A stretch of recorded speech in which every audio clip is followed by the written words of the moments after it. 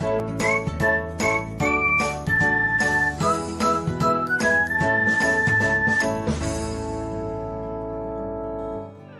everyone, welcome back to another episode of Technologyglance. Today, in this video, I am going to guide you through how you can disable chat notification on Skype. So, let's get started. Firstly, open Skype app in your device. Then tap on your profile icon. Next tap on settings. After that, you can see the option of notification. Tap on it. Then scroll until you find show chat notifications. Then turn off it by tapping on it.